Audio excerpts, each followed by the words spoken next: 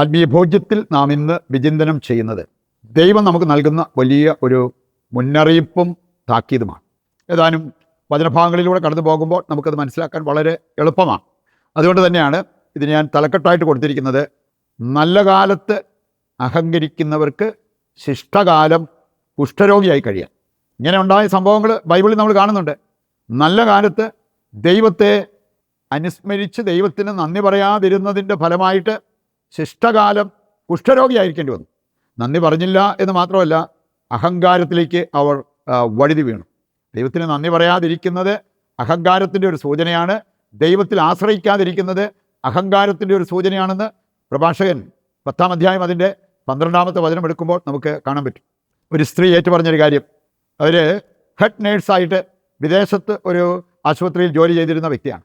അവർ പറഞ്ഞൊരു കാര്യം, വീട്ടിൽ ആവശ്യത്തിന് സമ്പത്തുണ്ട്, നല്ല ശമ്പളം അവിടെ കിട്ടുന്നുണ്ട്, ഇതെല്ലാം കൂടി ആയിട്ട് ഒരുപക്ഷെ അതിൻ്റെ പേരിലായിരിക്കാം ഞാൻ അല്പം അഹങ്കരിച്ചു പോയി.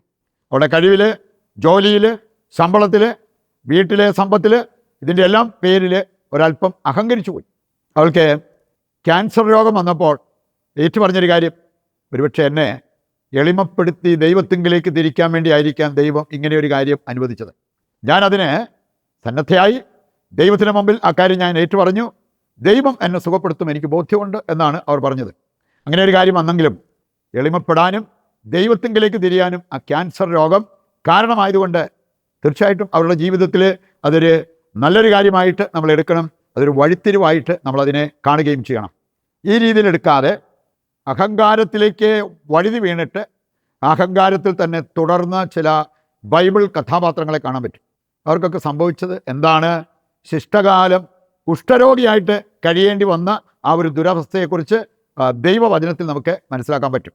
നമുക്ക് ഏതാനും വചനഭാഗങ്ങൾ അതുമായി ബന്ധപ്പെട്ടത് എടുക്കാം. പ്രഭാഷകൻ്റെ പുസ്തകം 3-ാം അധ്യായം 28.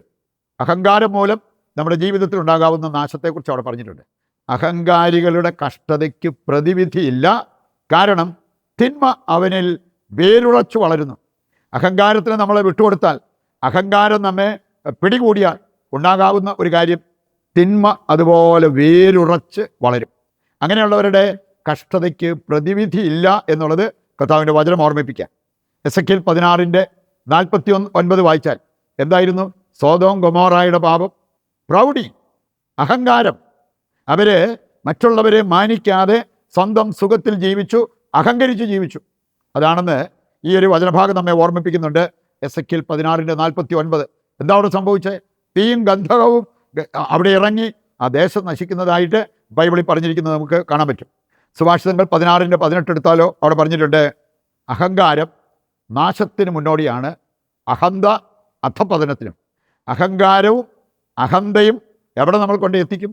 നാശം, അധപതനം, ഇങ്ങനെയുള്ള കാര്യങ്ങളിൽ എത്തിക്കും എന്നുള്ളത് ഈ വചനം നമ്മെ പഠിപ്പിക്കാം. അടുത്തായിട്ട് നമുക്ക് നല്ല കാലത്ത് ദൈവത്തെ സ്തുതിച്ച് നന്ദി പറയാത്തത് അഹങ്കാരത്തിൻ്റെ സൂചനയാണെന്ന് കർത്താവിൻ്റെ വചനം പഠിപ്പിക്കുന്നു. നന്മകൾ വരുമ്പോൾ, ജീവിതത്തിൽ വിജയം വരുമ്പോൾ, ഉയർച്ച വരുമ്പോൾ ദൈവത്തിൽ നിന്ന് വന്നു എന്നുള്ള ആ തിരിച്ചറിവോടെ ദൈവത്തിന് നന്ദി പറയണം, ദൈവത്തെ സ്തുതിക്കണമെന്ന്.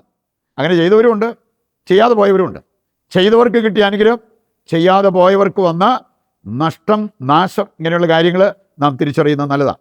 സങ്കീർത്തനം 103 1-2 വചനങ്ങൾ എടുക്കുമ്പോൾ അവിടെ പറഞ്ഞിട്ടുണ്ട്, എൻ്റെ ആത്മാവെ കർത്താവിനെ വാഴ്ത്തുക, എൻ്റെ അന്തരംഗമേ അവിടുത്തെ വിശുദ്ധ നാമത്തെ സ്തുതിക്കുക, അവിടുന്ന് ചെയ്ത അനുഗ്രഹമൊന്നും മറക്കരുത്. ദൈവത്തെ സ്തുതിക്കാനും ആരാധിക്കാനും മടിക്കുന്നവർ അവരുടെ ജീവിതത്തിലെ ദൈവാനുഗ്രഹങ്ങൾ അവർ മറക്കുകയാണ് ചെയ്യുന്നത്. മറക്കരുത് എന്നാണ് കർത്താവിൻ്റെ വചനം പഠിപ്പിക്കുക. 2 ദിനവൃത്താന്തം 32-ാം അധ്യായം 25-ാമത്തെ വചനത്തിൽ നമ്മൾ കാണുന്നൊരു ബൈബിൾ കഥാപാത്രമുണ്ട്, ഹെസക്കിയ. ഹെസക്കിയായ്ക്ക് രോഗം വരുന്നത്, രോഗശാന്തി ഉണ്ടാകുന്നത്, അതെല്ലാം നമുക്ക് കാണാൻ സാധിക്കും. ഹെസക്കിയായെ ദൈവം സഹായിച്ചത് ചെറിയ രീതിയിലൊന്നുമല്ല. സന്നക്കെരിവ് ദൈവത്തെ പോലും വെല്ലുവിളിച്ച ഒരു വ്യക്തി, ദൈവദൂഷണം പറഞ്ഞൊരു വ്യക്തി. ഇനി അവന് അങ്ങനെ ചെയ്തതിൻ്റെ ഫലമായിട്ട് ദൈവം ചെയ്ത ഒരു കാര്യം അത് നമുക്ക് കാണാൻ പറ്റും. 2 രാജാക്കന്മാർ 19:35 വചനം. 2 രാജാക്കന്മാർ 19:35 നമ്മൾ കാണുക, ദൈവം ഒരു ദൂതനെ അയച്ച് 1,85,000 പേരെ വധിച്ചു. ഒരു രാത്രി ദൈവം ചെയ്തൊരു കാര്യം, അത്രയും വലിയ സഹായം ഹെസക്കിയായ്ക്ക് കിട്ടി. അങ്ങനെ ശത്രുക്കൾ അവൻ്റെ മുമ്പിൽ പരാജയപ്പെട്ടു. പക്ഷെ അതനുസരിച്ച് ദൈവത്തിന് നന്ദി പറഞ്ഞില്ല എന്നാണ് ഈ വചനഭാഗം പറയുക. തന്മൂലം അവൻ രോഗിയായി. പിന്നീട് അവൻ അനുതപിച്ച് കരഞ്ഞ് പ്രാർത്ഥിച്ചപ്പോൾ ദൈവം അവനെ സഹായിക്കുന്നത് കാണാൻ പറ്റും. മറ്റൊരു സംഭവം 2 ദിനവൃത്താന്തം 26-ന്റെ 3-ാമത്തെ വചനം വായിക്കുമ്പോൾ അവിടെ നമുക്ക് കാണാൻ സാധിക്കും. 16-ാമത്തെ വയസ്സിൽ രാജാവായവനാണ് ഉസിയ. ദൈവം അവനെ സഹായിച്ചു, അവൻ്റെ ഭരണത്തിൽ അവനെ സഹായിച്ചു. അവൻ എസ്റ്റാബ്ലിഷ്ഡായി. ശത്രുക്കളെ അവന് വേണ്ടി ദൈവം പരാജയപ്പെടുത്തി. അങ്ങനെയുള്ള പല കാര്യങ്ങളും ചെയ്തു. 26-ന്റെ 16 മുതൽ വായിച്ചാൽ ഐശ്വര്യം വന്നപ്പോൾ അവനുണ്ടായൊരു കാര്യം അവിടെ പറഞ്ഞിട്ടുണ്ട്. പ്രാബല്യം നേടിയപ്പോൾ അവൻ അഹങ്കരിച്ചു. ഉസിയ അഹങ്കരിച്ചു. 26-ാം അധ്യായം 16 മുതൽ വായിക്കുമ്പോൾ അവിടെ പറഞ്ഞിരിക്കുന്ന ഒരു കാര്യമാണ്. അങ്ങനെ അഹങ്കാരം മൂലം അവൻ അവിശ്വസ്തത കാണിച്ചു. അവന് പുരോഹിതന്മാർ ചെയ്യേണ്ട കാഴ്ച സമർപ്പണം, അങ്ങനെയുള്ള കാര്യങ്ങൾ, ബലിയർപ്പണമൊക്കെ പുരോഹിതന്മാർ ചെയ്യേണ്ടതായിരുന്നു. അവൻ പറഞ്ഞു, നിങ്ങൾ മാറി നിൽക്കുക, ഞാനത് ചെയ്തോളാം. അങ്ങനെ പറഞ്ഞ് ബലിവസ്തുക്കൾ എടുത്ത് മുമ്പോട്ട് പോകുന്ന ഉസിയായെ കാണാൻ പറ്റും. പുരോഹിതന്മാർ ഒന്നടങ്കം അവനെ തടഞ്ഞിട്ടും അവനത് മൈൻഡ് ചെയ്യാതെ മുമ്പോട്ട് പോയി. തൽക്ഷണം അവൻ്റെ നെറ്റിയിൽ ഒരു കുഷ്ഠം പ്രത്യക്ഷപ്പെട്ടു. കുഷ്ഠം പ്രത്യക്ഷപ്പെട്ടാൽ പിന്നെ ജനങ്ങളുടെ അടുത്ത് പോലും നിൽക്കാൻ പറ്റത്തില്ല. അങ്ങനെ അവനൊരു വിജന സ്ഥലത്തേക്ക് മാറ്റപ്പെട്ട് മരണം വരെ പരിതാപകരമായ ഒരു ജീവിതം അവൻ നയിക്കേണ്ടി വന്നു. കുഷ്ഠരോഗിയായിട്ട് നയിക്കുക. അവൻ്റെ ശിഷ്ടകാലം അവൻ അനുഭവിക്കേണ്ടി വന്നത് കുഷ്ഠരോഗം. കാരണം അവന് പ്രതാപം വന്നപ്പോൾ അതിൽ അഹങ്കരിച്ച് അവൻ ചെയ്യരുതാത്ത കാര്യങ്ങൾ അവൻ ചെയ്യാൻ പോയി. അനുസരണക്കേട് കാണിച്ചപ്പോൾ അതിൻ്റെ ഫലമായിട്ട് അവനുണ്ടായ കാര്യമാണ്. ദൈവത്തെ സ്തുതിച്ചാരാധിച്ചവർക്ക് എത്രമാത്രം ഐശ്വര്യമുണ്ടായി എന്നുള്ളത് കർത്താവിൻ്റെ വചനം പഠിപ്പിക്കുന്നുണ്ട്. ദാവീദ് ചെയ്തൊരു കാര്യം പ്രഭാഷകൻ 47-ന്റെ 8 മുതൽ വായിച്ചാൽ നമുക്ക് കാണാൻ പറ്റും. എല്ലാ കാര്യത്തിലും ദാവീദ് ദൈവത്തെ സ്തുതിച്ചു. അവൻ ഗായക സംഘത്തെ ഏർപ്പെടുത്തി സ്തുതിയാരാധന നടത്തി. അതുകൊണ്ട് തന്നെ ദൈവസാന്നിധ്യം അവൻ്റെ കൊട്ടാരത്തിൽ നിറഞ്ഞു നിന്നു എന്നുള്ളത് ഈ വചനഭാഗം വായിക്കുമ്പോൾ നമുക്ക് കാണാൻ പറ്റും. 2 സാമുവേൽ 6-ന്റെ 16 മുതൽ വായിച്ചാൽ ദാവീദ് നൃത്തം ചെയ്യുന്നൊരു രംഗം അത് കണ്ടിട്ട് മിഖാലിന് നാണം തോന്നിയെന്നവർക്ക്, ലജ്ജ തോന്നി. പക്ഷേ പറഞ്ഞത്, ആട്ടിടയനായിരുന്ന എന്നെ രാജാവാക്കിയ എൻ്റെ ദൈവത്തിന് വേണ്ടിയാണ് ഞാൻ ആ രീതിയിൽ നൃത്തം ചെയ്തത്. ഇതിനേക്കാൾ ലജ്ജാകരമായത് എൻ്റെ ദൈവത്തിന് വേണ്ടി ചെയ്യണോ? ഞാൻ ചെയ്യും. അവൻ്റെ ആ നന്ദി, അതുപോലെ തന്നെ എളിമ, ദൈവസ്നേഹം, ഇങ്ങനെയുള്ള കാര്യങ്ങളെല്ലാം അവിടെ പ്രകടമാകുന്നത് നമുക്ക് കാണാൻ പറ്റും. പുറപ്പാട് 23, 25, 26 വായിച്ചാൽ അവിടെ പറഞ്ഞിട്ടുണ്ട്, ദൈവത്തെ സ്തുതിച്ച് ആരാധിച്ചാൽ നമുക്ക് സാമ്പത്തിക ബുദ്ധിമുട്ട് വരത്തില്ല.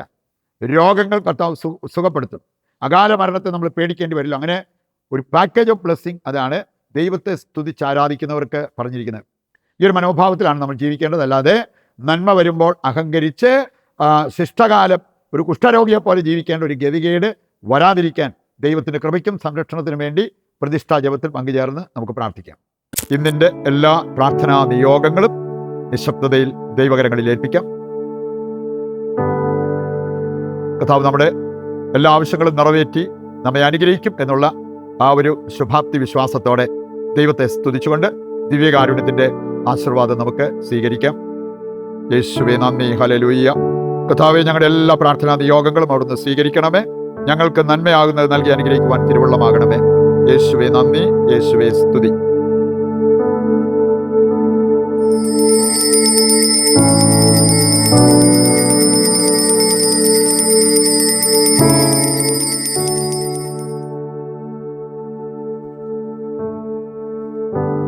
മറ്റൊരു എപ്പിസോഡുമായി നാളെ വീണ്ടും നമുക്ക് ഒന്നിക്കാം. ദൈവം നിങ്ങളെ സമൃദ്ധമായി അനുഗ്രഹിക്കട്ടെ.